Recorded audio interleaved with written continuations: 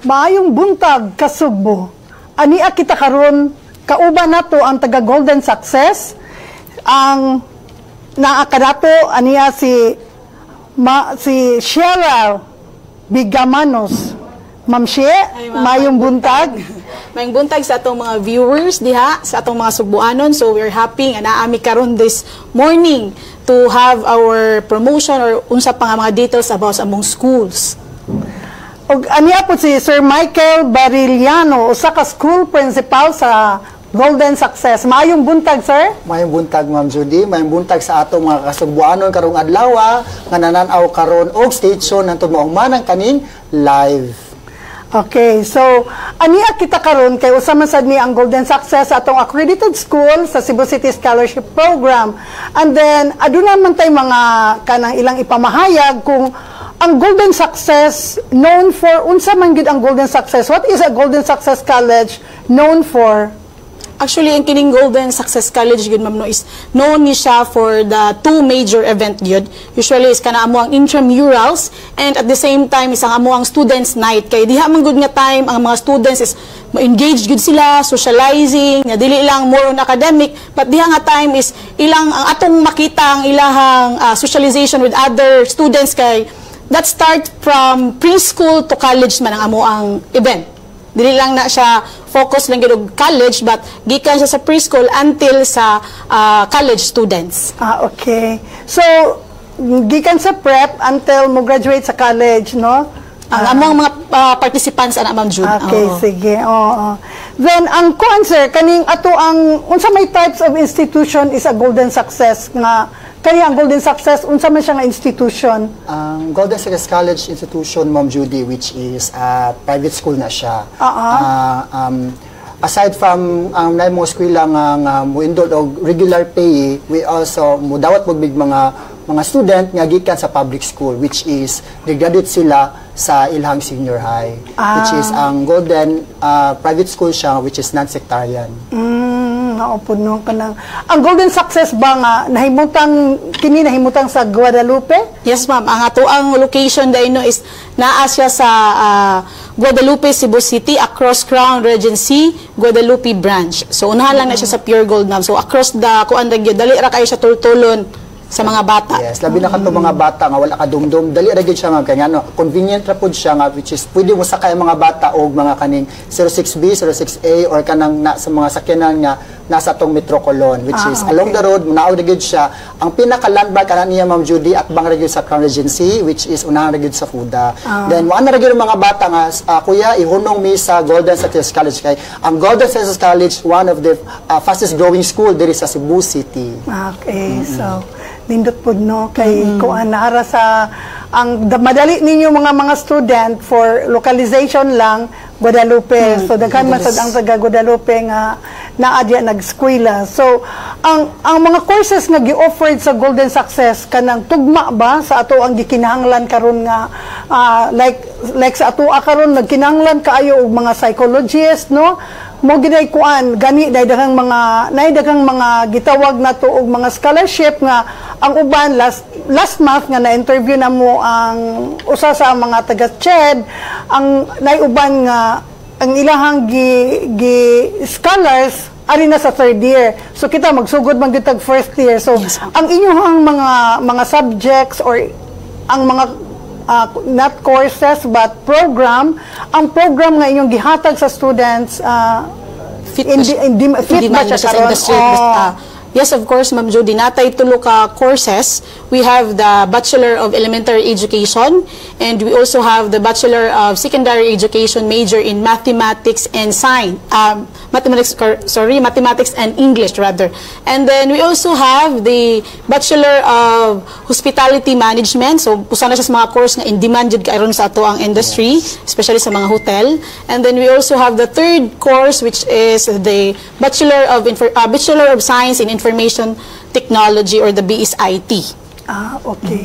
So ang kaning mga courses ninyo, ang kaninyong mga course program unsa man kanang naba siya kanang in-house sa inyo or pila may mabayaran sa usa ka student kung mag-enroll sila sa inyong eskwelahan? ano na siya, Ma'am Judy, ang amo adyong naagid mi regular pay, which is ang amo ang per unit is 675 pesos. Then ang required wag sa child karon is nasa 30 units, diba? Usually per semester. Ang kung ato na siyang bana-bana o tatong totalon, Ma'am Judy, for example, karon first semester ilahang total units nila is 30 units. Tapos amo na siya multiply into per unit nga equivalent, which is 675, which is mo around siya og 20,000 more than. Since ang Golden Sales College usa sa mutabang sa mga estudyante nga gusto mo human sa pag-eskwela, so ilahang tuition ani is libre na. Which is kay usaman pod mi sa mga ano yan under sa Cebu City Scholar. Okay. So naano ba mo yung mga kuan daghan na batag na himong mga top-notchers sa inyong eskwelahan sa Golden Success? Daghan tag mga nakapasar sa board exam, pero so far wala pa may muray target sa mga school president as of now, ma'am, nga makakuha mig top gyud students. Usually, Ma'am Judy, ako yung first batch sa Golden Success College, which is ako ang unang ni-graduate diya sa Golden Success College, but sad to say, wala ko na top, pero proud to say nga nakapasa ko sa board exam. Okay. Ikuan lang. Mama, dyan na importante. Dyan na importante. Oo. So, sa inyong mga kanang campuses karon, kanang daghan ba ang mga campus nga gitukod sa Golden Success? Natay 3 campuses, Ma'am Jude. Ang first is kanang nasa Guadalupe or the Golden Success College Cebu. And we also have sa Golden Success College Manila. And the third one, kaning bago lang din namo nga school is the Golden Success College University. So, tulo ka campuses ang pero dili na ta ka eskwela ngadto. Layo naman. Layo naman. So mao ni ang usa lang diri sa Guadalupe. Pero naman tay mga online platforms sa doon, ma'am. So pwede ra gid gyapon na sila mag-across. Pwede ra ko magpa-enroll dito. Online lang. Cebu City Scholar ko. Dili sa ko nga Cebu City. Oo. Alam nga Kinsa founder aning Golden Success? Kinsa man ay yung papa ni Kuan? Usually, ma'am, ang founder aning Golden Success College, wala nagilain, ma'am, si Mr. Rolando C. Sanggalang. Okay. Siya gidi ay... Siya gidi ang founder aning Golden Success College. Abi na ko yung papa kay bata pa man si sir. Okay, usually, ma'am, kanimugod siya, ma'am, sabi mo ang naiyahang gustong mahimo para sa mga estudyante, gustong mahuman sa pag-eskwela. Okay. Kanimugod sila ang mga Sanggalang, ma'am, is pobre yun sila nagsugod yun. Gusto siya nga kaning mga bata nga nay mga pangandoy sa kinabuhi gusto niyang matabangan. Okay. Usually ang ato ang mahatag sa mga batang edukasyon na biagid para lang makatabang po sa ilang kaugalingon. Ay ma'am, napod mi idugang ma'am katong mga grants, government grants nga which is ma'am Sheila ang mukha na ni ma'am. Natay grants sa Golden Success dili lang Cebu City Scholar. Usa na ang Cebu City Scholarship, ma'am, no, under mi ang Golden Success. We have also the Unifast under sad mi ana and the Dole. And nasad mi usa, ma'am, which is the Batang May Pangarap gyud. Mo ginamo ang pinaka matawag na mo og dako sa siyang tabang sa Golden Success College gyud kinakig-partner gyud na siya sa amua para ang mga students nga katong ganahan mo eskwela kay kining Batang May Pangarap, ma'am, is nag-start gyud siya sa Baseco, Manila, ma'am, no niya. Didto ni basurahan na siyang area diha na start sa kanang founder ana nakita niya daghang mga bata nga nasigipang mga basura. So nakita niya na pwede na sila naagyat mo na sila mga pangandoy. So that's the time nga na-found na siya katong mga unprivileged jud kaayo nga mga estudyante or mga less fortunate.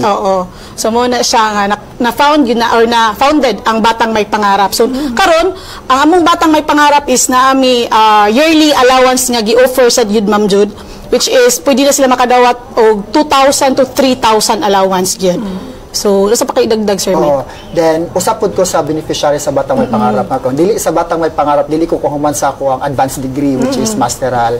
And aside na ko, ma'am, ang Batang May Pangarap na apoy nakapahuman nga lawyer, which is si Priacius Gugolo. Si attorney. So, dili lang kay kami, ma'am, ang naka-benefit sa Batang May Pangarap, but also katong mga estudyante nga deserving sa kaning Batang May Pangarap. Ilabi na kaning Batang May Pangarap, ma'am, is mutabang din siya sa mga bata nga gustong muhuman sa ilang pag-eskwela. Then mautong gingon ni Ma'am Sheila, Ma'am Judy, nga makadawat sila og 2 to 3,000 nga allowance. Para po sila mga pliti, para po sila mga gastuon sa eskwelahan. Saan ganang Batang May Pangarap? Unsa na siya, government? Or separate na siya nga institution gyud, ma'am. Ay kanang mara siyang agency nga separate ba? Mara siyang ministry. LGU na siya or sama na siya? Mga non-government private na siya. Private na siya. Okay. So mas may pod ka na ay gamay. So pwede ra day siya mahimong Cebu City Scholar at the same time under sad siya anang BMP. Okay. Dako siya tabang gyud. apan sa kanang amuang mo qualified ang bata ma'am nagyo na siya particular nga process kay siya ma'am kay di mi basa-basa ang modaw at bata under sa bata may pangarap kung wala gyud na siya due process kanam na siya terms and conditions Na siya screening, Ma'am Jude, ba kay? na siya screening Na may uban nga mga Kaya estudyante. makapag yung kuhaon, ana. Plus, namin ko ana karon so far, mga around 90 plus na ang amo ang BMP diya sa Golden Success College. Pero nasa may BMP sa Manila, usually doon magina nag-start. Diri sa Golden, bag-ulang na sila nakig-partner sa amo agyod ang BMP. Ang mga BMP dili lang kay sa college but also mga BMP pod sa senior high school pod ma'am mga pwede pod sa sa mga senior high qualified oo pero most of the time ma'am napubidaghan jud sa college nga BMP nga qualified jud sila kay I know ang mga college BMP mo ginapangandoy labi na ang ginikanan di ba mo lang ginikanan nga gusto gis lang mahuman ilang anak sa college kung silang paon nga program then naway mga ginikanan nga dili ka afford sa allowances so mao niya ang bata may pangarap which is ang Golden mutabang sa mga bata. Okay. Bata nga na yung mga pangandoy sa Bisaya. Sa Bisaya pa kayo. Usually, ma'am, good ma'am. Maana na mga ginikanan. Basta may Bisaya ani, mga batang nga na pangandoy sa kinabuhi. Maunang batang may pangarap kay. Unique bagi siya nga pangalan ma'am, no? Batang may pangarap. Nya, nindot sad kay daghan sa tagmatabangan nga mga Cebu City Scholars kay dili man gyud kanang di man gyud kayo dako ang ihatag nga allowances gawa sa transportation allowance so 1,000 supplies allowance so gamay-gamay ra gyud so mayo na lang kay naa siya gamay nga allowance nga madawat anang BMP. Witness ako ana ma'am kay usa sad ay ako ang pinaka una sad nga Cebu City Scholar nga batch 2010. Oo.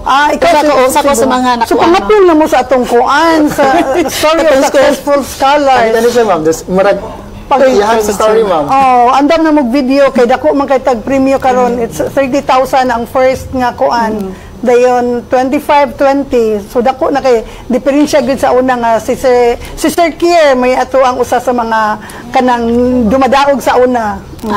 Para pag ma-inspire ang mga bata no nga ani gud ay ang mga kaagos nindot like before like last Friday ni attend ko og kanang handog pa sa salamat sa UP nindot jud kayo ang bata nga ning sulti siya nga usa ka Cebu City Scholar unya katong taga Mountain Upland and then ang usa taga Sawang Calero lahi man gid ang pagmold gid sa UP basta UP gani ka kuan jud kayo ang bata so nakahila ko nga unsa gid ay makatabang ka sa mga bata nga makapaskwela ka nya makahuman dako gid kay sila mapasalamat labi na sa government so I hope nga mapasalida to namo later ug naabot to sa ino so ani na lang takutob then sa atong next nga mga bisita atong tawgon sila si Sir Michael Vincent Nakwa ang marketing head sa Cebu Eastern College pilmi ni namo makauban si Sir Nakwa and then napod si Ma'am Charmaine Candiao Dean of College of Teachers Education napod si Sir Joey Maglente Dean of Hospitality and Tourism nasad si Justin Laborte, usa ka college teachers education, 4th year student, o kauban po niya si Darrell Tumulak. Ingon man si Sir Gerald de la Peña, nga itong mga kauban sa una, no? Sa mo kuyog mi ani sa una kay during sa mag-conduct mi og information drive naamang gid ang mga ato ang mga partner schools nga mo-appeal sad sila sa ilahang pag-campaign. So, daghan kayong salamat, sir. Salamat. And then, Salamat sa kayo, salamat, Jude. salamat sa Subuanon Channel sa opportunity nga gihatag sa amin. Ayaw kalimo to share, like, and comment sa ato ang Subuanon Channel kay para po mapakita po ni sa mga uban nga nehanglan nga mga sa good opportunity. No? yes, sir. Okay, thank you, sir. Thank you. Thank you so much, ma'am.